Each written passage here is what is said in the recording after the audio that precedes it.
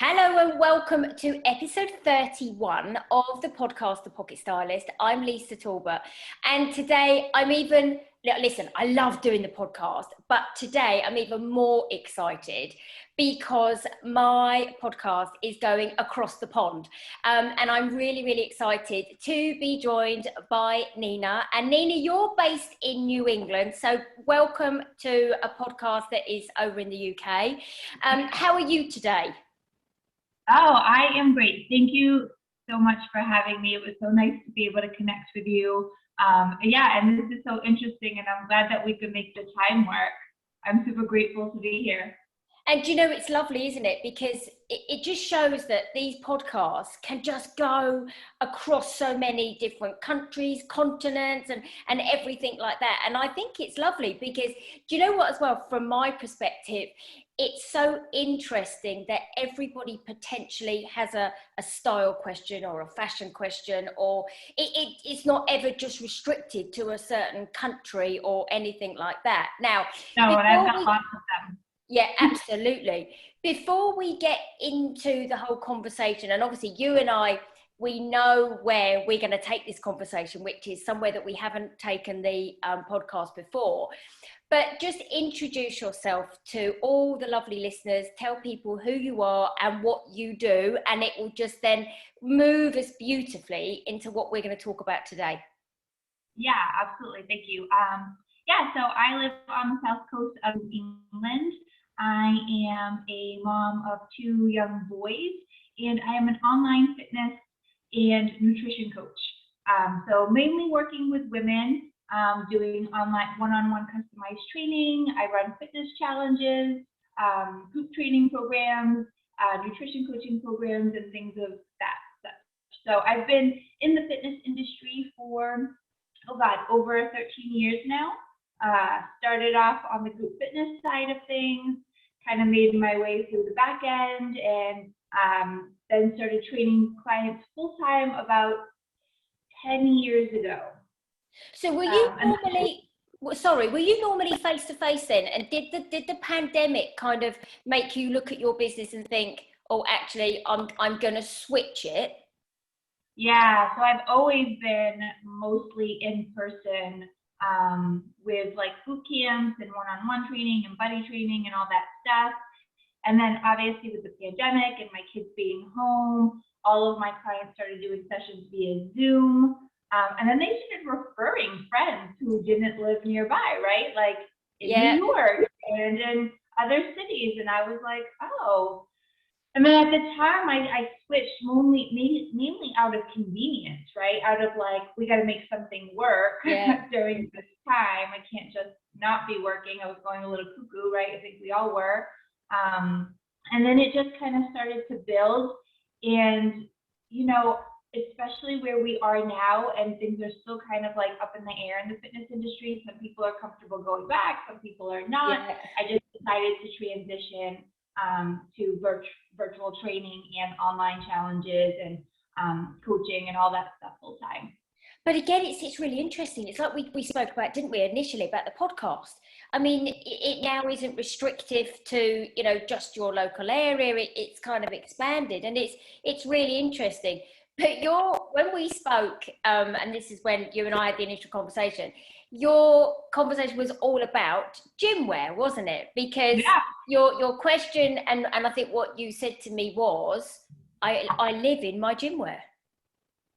I live in my gym wear. Yeah. And it's a problem because even when I'm not training clients, I almost feel like, well, I don't know what else to wear. Like, this is just who I am. This is what I look like. So it's a few things. I live in my gym wear, so it come the weekends when I'm not training clients and I'm not face-to-face with, because a lot of my stuff is still face-to-face, like on Zoom, coaching calls, things like that. You know, I'm filming workout videos, so I'm still always in gym wear. And when the weekends come and I don't have to do that necessarily all the time, I almost feel like not only do I have nothing to wear because my drawers are just filled with leggings and tank tops, but also like I don't know what to wear. Yeah. Like I almost don't really even know what my style is outside of activewear.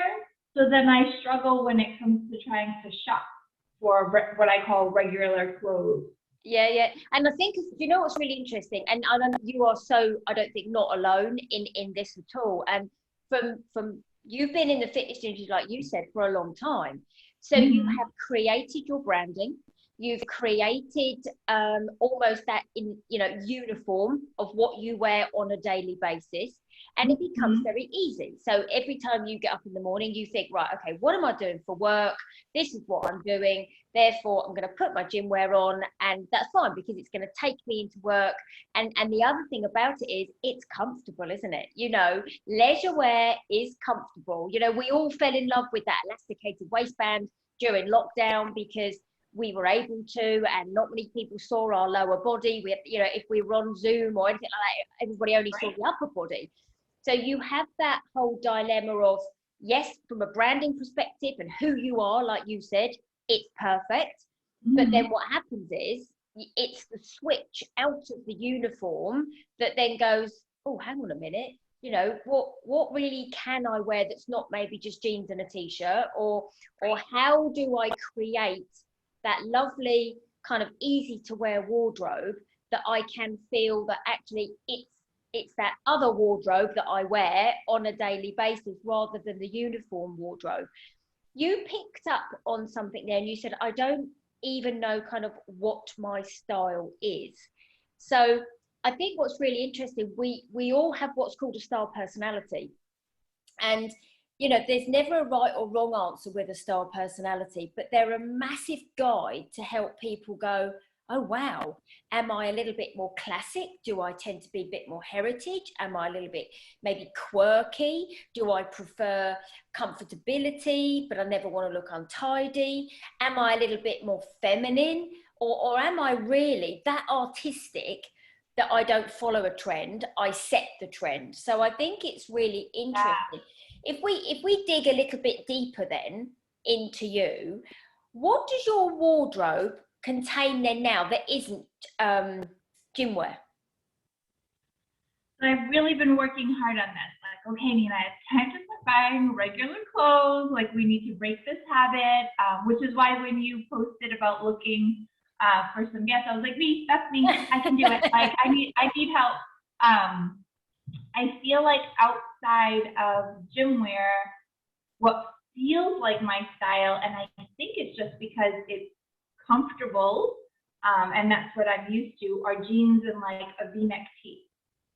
Yeah. Like that's it. It's like the basic of the basic, and then maybe like a plain like sweater. But what's funny, Lisa, is that feels comfortable for me to wear.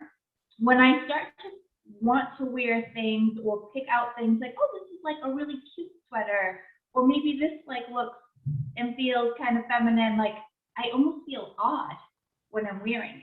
Like I feel like I look weird. Yeah, yeah. So Like would you say there's one thing in your wardrobe that you ignore the jeans? Okay, so just let's leave the jeans at a minute because they are what we call a base neutral product and they go with everything. So if you then think about, and you said that is such an important word that we talk about a lot, it's that feel. I don't actually feel like me. It's really interesting. You think sometimes what we think we should wear is not what we feel that as necessarily that comfortable in. So think about something in your wardrobe that you love, you kind of gravitate towards, or it could be I don't know, it could be a dress or a jumpsuit that you think, actually I'm going to wear that.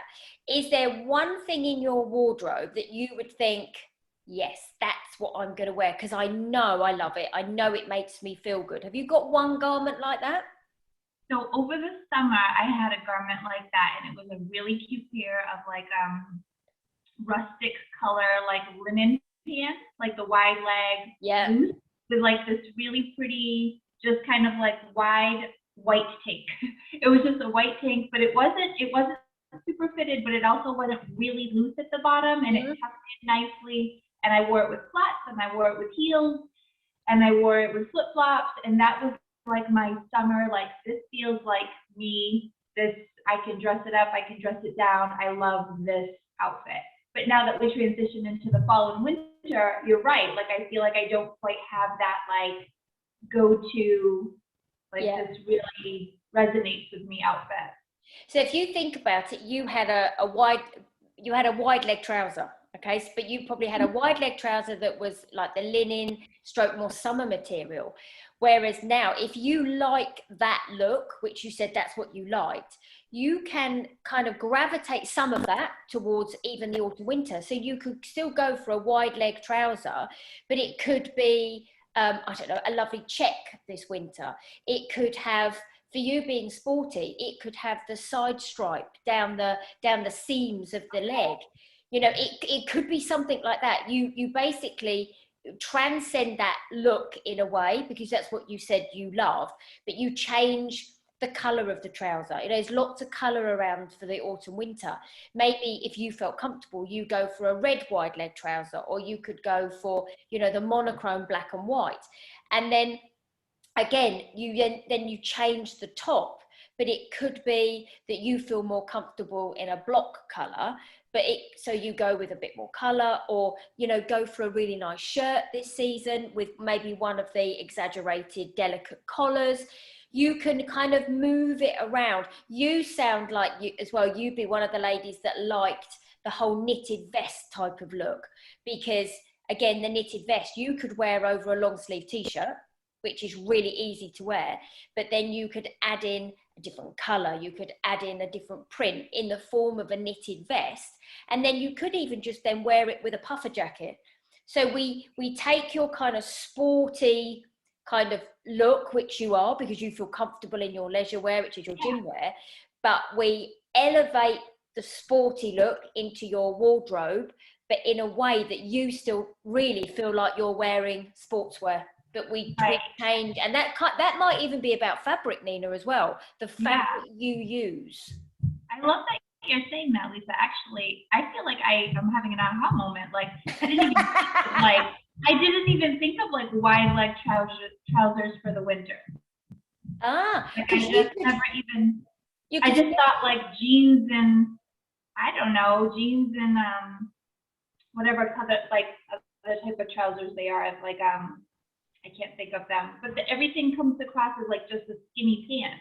And I also think that's a problem for me, because I'm like, I'm always in leggings. I don't want to wear another skinny pant. Yeah. Like another, you know what I mean? Yeah, yeah. And do you know what's really interesting? People gravitate towards the jean because it's, I said earlier, a base neutral color. So basically anything goes with it. But actually, and it's brilliant if you want to add print or color or whatever with it, it's going to go. But actually, to move away from that, or to have an alternative in your wardrobe, will give you more flexibility, because you won't just think, I wear gym wear or jeans. You'll go, oh, actually, I could wear the wide leg trouser, or actually, do you know what? You would even like the whole jogger style trouser.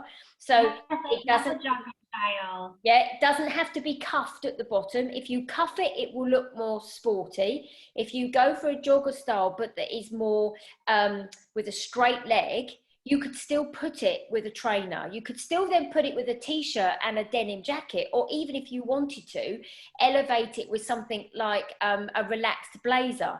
So we're still keeping you in that kind of look that you feel comfortable with, but what we're doing, we're elevating the look, basically. Right, because I love a jogger, and I did have a pair this summer that I found that I really loved and did dress up once, and I loved the way it looked. But then I was like, well, I need to find joggers.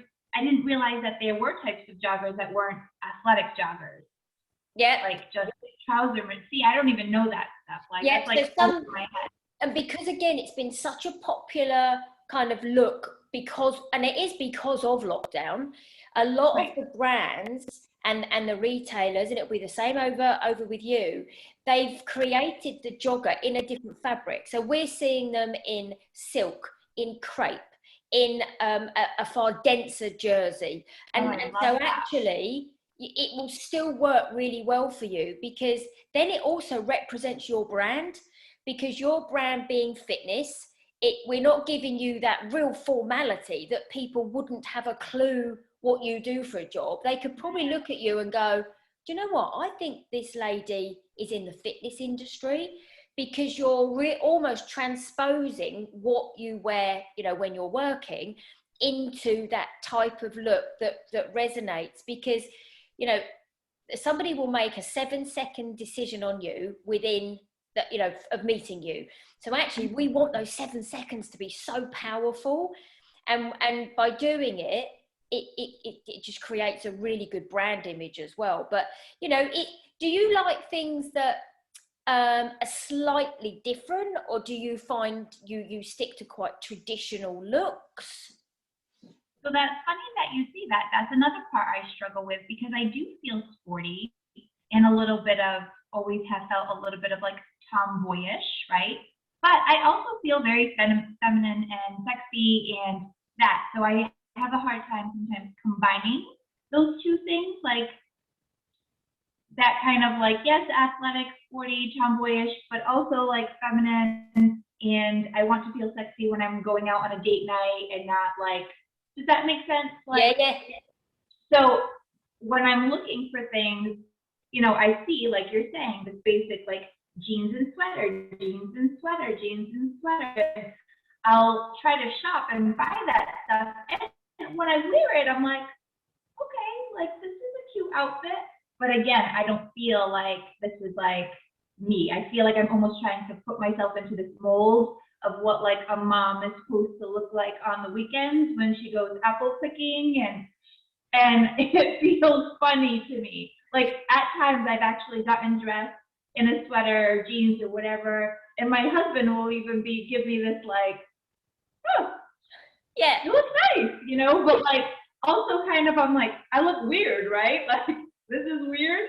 And he's like, no, it's not weird. It's just, it's almost like so different that then there's this weird like, oh, you know? yeah. But do you know what's really interesting? In a way, and if you know, people do this, they dress in what they think people think they should wear. And that's where your jeans and your sweater and your jeans and your sweatshirt might be. But actually, it's so important that we dress according to who we are, because then we feel great. So if, for example, you could have a lovely khaki jogger style trouser, you could go for a white t-shirt, a black leather jacket, and gold metallic trainers. You know, for you, that probably sounds more like you than the jeans and a t-shirt. But then you could also do maybe like a denim shirt with a really lovely wide leg trouser, and then add it in like an ankle boot. So, but the denim shirt doesn't have to be like a pointed lapel. It could be a rounded lapel with a little puff sleeve. So that then creates the femininity, because although as women, some of us don't want to look girly, as in that real pretty girly, but we still want to be feminine. So you can use some of the rounded collars and the pitch sleeves instead of a pointed lapel, because it's much more formal, it's much more masculine. And you know, you can use a softer line to create the femininity. You can use color to create the femininity. You know, you could use a beautiful aubergine mixed with a pastel pink, or you could go with that lovely caramel tone and mix it with a powder blue. You can still create femininity, but without looking overly girly. But for you, if you're quite angular in your body shape, and like you said, I feel a bit like, you know, I can be related to a bit of a tomboy, you can soften your look as well by using different fabrics, such as a silk or a chiffon, or, you know, you can create that real delicacy just by having a little bit more movement and not too much rigidity. But then if you went out for an evening, you know, you could wear this season a beautiful fitted knitted dress. So then you don't, you know, and a knitted dress with a lovely belt, and then a heeled ankle boot, or a heel if you want one. So you can really change it around. You don't have to stick to the jeans. So actually then there's a question for you. When you go on a date night, what would you gravitate towards? So what I would gravitate towards is maybe like a high-waisted, like skinny jean, maybe something with like a pop of color, like a white or a teal, something other than black, because I don't want to, again, feel like I'm wearing like a black legging Yeah, that yeah. I live in. And like a spaghetti strap, I'm thinking of like the summer, like a spaghetti strap tank top or something that is a little flowy, maybe like a crop style or something a little longer. Yeah, and that would kind of be it. And then I would just add some jewelry, and I would wear a heel. I do like to wear, I'm either doing a flat or like a super high heel, like nothing in betweenish. So, and that would kind of be like my style, is like that would Yeah, be yeah. like my go-to. But even for a date night, you could go with a jumpsuit, because it's a lovely jumpsuit. Doesn't have to be black. It could have a print. It could be animal print. Could be snake print. Could be, and then you put it, like you said, with either a really high heel. That's just going to elevate with some jewelry. That, again, it's that real simple, stunning, chic, done. I recently just bought, and I haven't worn it yet, and so I'm curious to see how I'm gonna feel when I do wear it, because I feel like I kept seeing this style, and I'm like, let's see how it goes with me. It's like a lacy, I don't know what they call it, a bralette, maybe a bralette, like a lacy tank top, like a crop top thing. Okay. It's really lacy. I don't Yeah. know. And then like a loose black blazer to go over Nice. with jeans. I haven't worn it yet, but that's in Ah. my head what I'm going to wear on our next date night. And I'm like, we'll see like how it feels. I'm hoping that the blazer kind of like lets me feel that like pop of comfort Yeah. with, I don't know. But can Like you, I'm so I was going to say, you could even do that with a really nice pencil skirt, or you could, like a pleather pencil skirt. Doesn't have to be, could be that lovely leather look. So you add another texture in, or yeah, even, add it with a beautiful straight leg trouser. The straight leg trouser for you could be cerise pink, could be anything, right. but you can change things around to give you a little bit more flexibility from a date night perspective. But I think for you, like you said about your gym wear, it's just maybe start integrating different shapes out of trousers, and even, you could even do like a boiler suit in the winter, a really nice khaki boiler suit with a really nice ankle wedge boot maybe, and then, add in again, you could go for a long line Crombie coat. You could do so much that will just help you feel like you've got something a little bit different moving into a new season. Yeah, I can't even believe I didn't think of like a jogger trouser or a wide leg trouser. Like that to me, I'm like, I'm gonna go shopping after this. Ah. If you have any resources or links that you want to see of your favorite shops, let me know. Because I feel like that I can see myself gravitating towards something like that, whether it's, for the holidays or a weekend, and then just pairing that. Because like I said, I've been trying on the weekends to just wear like jeans and a sweater, and it doesn't look bad. It just doesn't, it feels, Yeah. I don't know. Yeah, but do you know what? What's really interesting is people say when, they meet me, or they, as a stylist, they say, I didn't know what to wear. And to me, it's nobody looks bad. My job is to give you a few different ideas, to create a bit of inspiration, and to say, right, you can do this, you can do that, and this will make you feel better, which means the confidence goes up, the positive mindset comes in, very much like people, when they train with you, it's about that positive mindset. But my job, very much like, what we've done today, is to say, oh, you could do this.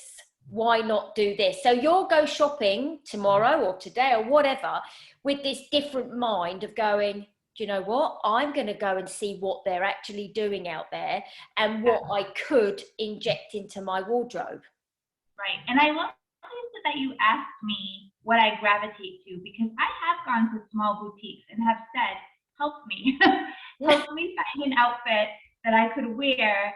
And what happens, I feel like, and this is to no fault of their own, obviously, just a small boutique trying to like pick up different styles, but I'm getting handed these like trendy things that like then I put on, and everyone's like, oh, that looks adorable on you. and I'm like, ooh, it just like doesn't feel like me at all. Like I almost feel like I'm like this little tomboy with this like floral dress on, Yeah. and I'm like. And you know what's really interesting? That's the job of a stylist. You know, with all the consultations that I do, it is about this conversation. This is the conversation we have with clients, because to be able to recommend the right things, you have to understand the person. Like, you know, like I said to you, what do you do?